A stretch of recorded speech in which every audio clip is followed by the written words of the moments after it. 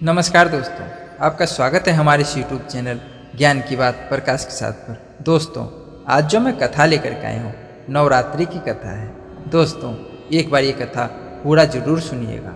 नवरात्रि में ये कथा सुनने से हर एक मनोकामना पूर्ण होती है। दोस्तों, अगर आपने चैनल को सब्सक्राइब नहीं कर रखा तो सब्सक्राइब कर ले, साथ में बेल आइकन ऑन कर ले और अच्छे अच्छे कमेंट किया करें। तो दोस्तों, कथा शुरू करते हैं। एक समय बृहस्पति जी ब्रह्मा जी से बोले, हे ब्राह्मण, आप अत्यंत बुद्धिमान, सर्वशास्त्र और चारों वेदों को जानने वालों में श्रेष्ठ हो। हे प्रभु, कृपा कर मेरा वचन सुनो। चैत्र, आश्विन और आषाढ़ मास के शुक्ल पक्ष में नवरात्रि का व्रत और उत्सव क्यों किया जाता है? हे भगवान, इस व्रत का फल क्या है? किस प्रकार करना उचित है? और पहले इस व्रत को किसने किया, सो विस्तार से कहो। बृहस्पति जी का ऐसा प्रश्न सुनकर ब्रह्मा जी कहने लगे कि हे बृहस्पति, प्राणियों का हित करने की इच्छा से तुमने बहुत ही अच्छा प्रश्न किया। जो मनुष्य मनोरथ पूर्ण करने वाली दुर्गा, महादेवी, सूर्य और नारायण का ध्यान करते हैं, वे मनुष्य धन्य हैं। यह नवरात्रि व्रत संपूर्ण कामनाओं को पूर्ण करने वाला है। इसके कारण से पुत्र चाहने वाले को पुत्र, धन चाहने वाले को धन, विद्या चाहने वाले को विद्या और सुख चाहने वाले को सुख मिल सकता है। इस व्रत को करने से रोगी मनुष्य का रोग दूर हो जाता है और कारागार हुए मनुष्य बंधन से छूट जाता है। मनुष्य की तमाम आपत्तियां दूर हो जाती है और उसके घर में संपूर्ण संपत्तियां आकर उपस्थित हो जाती है। हे बृहस्पति, जिसने पहले इस व्रत को किया है उसका पवित्र इतिहास मैं तुम्हें सुनाता हूँ। तुम सावधान होकर सुनो। इस प्रकार ब्रह्मा जी का वचन सुनकर बृहस्पति जी बोले, हे ब्राह्मण, मनुष्यों का कल्याण करने वाले इस व्रत के इतिहास को मेरे लिए कहो। मैं सावधान होकर सुन रहा हूँ। आपकी शरण में आया हूँ, मुझ पर कृपा करो। ब्रह्मा जी बोले, पीठक नाम के मनोहर नगर में एक अनाथ नाम का ब्राह्मण रहता था। वो भगवती दुर्गा का भक्त था। उसके संपूर्ण सद्गुणों से युक्त मनो ब्रह्मा की सबसे पहली रचना हो। ऐसी ही यथार्थ नाम वाली सुमति नाम की एक अत्यंत सुंदर पुत्री उत्पन्न हुई। वह कन्या सुमति अपने घर के बालकपन में ही अपनी सहेलियों के साथ क्रीड़ा करती हुई इस प्रकार बढ़ने लगी जैसे शुक्ल पक्ष में चंद्रमा की कला बढ़ती है। उसका पिता प्रतिदिन दुर्गा की पूजा और होम करता था। उस समय वह भी नियम से वहां उपस्थित होती थी। एक दिन वह सुमति अपनी सखियों के साथ खेलने लग गई और भगवती के पूजन में उपस्थित नहीं हुई। उसके पिता को पुत्री की ऐसी असावधानी देखकर क्रोध आया और पुत्री से कहने लगा कि हे दुष्ट पुत्री, आज प्रभात से तुमने भगवती का पूजन नहीं किया। इस कारण मैं किसी कुष्ठी और दरिद्र मनुष्य के साथ तेरा विवाह करूंगा। इस प्रकार कुपित पिता के वचन सुनकर सुमति को बड़ा दुख हुआ और पिता से कहने लगी कि हे पिताजी, मैं आपकी कन्या हूँ। मैं आपके सब तरह से अधीन हूँ। जैसी आपकी इच्छा हो वैसा ही करो। राजा कुष्ठी अथवा और किसी के साथ जैसी तुम्हारी इच्छा हो मेरा विवाह कर सकते हो, पर होगा वही जो मेरे भाग्य में लिखा है। मेरा तो इस पर पूर्ण विश्वास है। मनुष्य जाने कितने मनोरथों का चिंतन करता है, पर होता वही है जो भाग्य में विधाता ने लिखा है।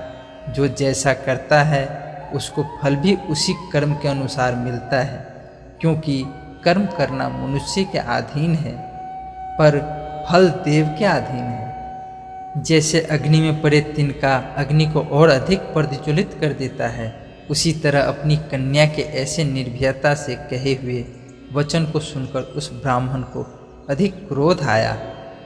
तब उस ब्राह्मण ने अपनी कन्या का एक कुष्ठी के साथ विवाह कर दिया और अत्यंत क्रोध होकर पुत्री से कहने लगा कि जाओ जाओ, जल्दी जाओ, अपने कर्म का फल भोगो।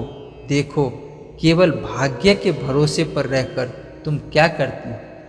इस प्रकार से कहते हुए पिता के कटु वचन को सुनकर सुमति मन में विचार करने लगी कि ओहो, मेरा बड़ा दुर्भाग्य है जिससे मुझे ऐसा पति मिला। इस तरह अपने दुख का विचार करती हुई वह सुमति अपने पति के साथ वन चली गई और भयावन कुशयुक्त उस स्थान पर उन्होंने वह रात बड़े कष्ट से व्यतीत की। उस गरीब बालिका की ऐसी दशा देखकर भगवती पूर्व पुण्य के प्रभाव से प्रकट होकर सुमति से कहने लगी कि हे दीन ब्राह्मणी, मैं तुम पर प्रसन्न हूँ। तुम जो चाहो वरदान मांग सकती हो। मैं प्रसन्न होने पर मनवांछित फल देने वाली हूँ।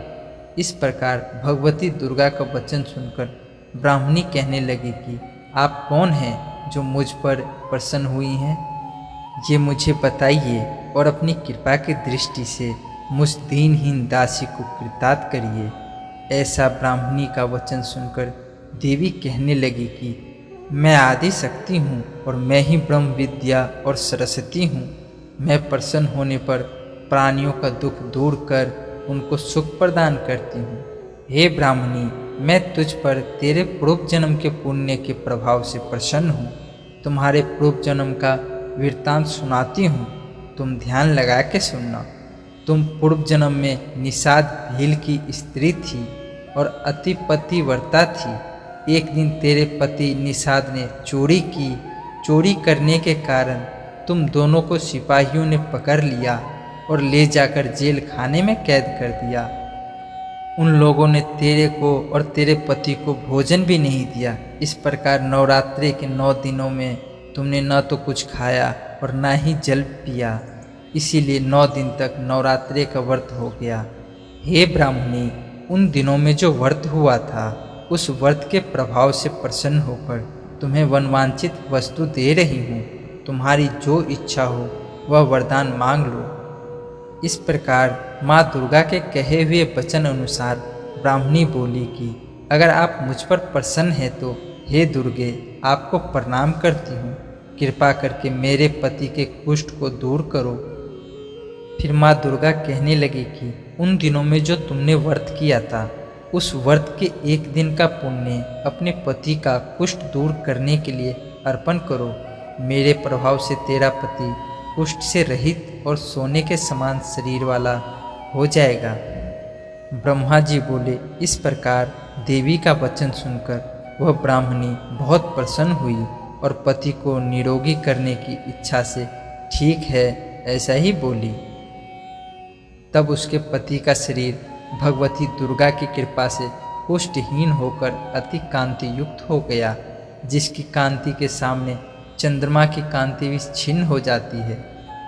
वह ब्राह्मणी पति की मनोहर देह को देखकर देवी को अति पराक्रम वाली समझकर स्तुति करने लगी कि हे दुर्गे, आप दुर्गत को दूर करने वाले, तीनों जगत की संताप हरने वाली, समस्त दुखों को दूर करने वाली, रोगी मनुष्यों को निरोग करने वाली, प्रसन्न होने पर मनवांछित वस्तु को देने वाली और दुष्ट मनुष्यों का नाश करने वाली हो।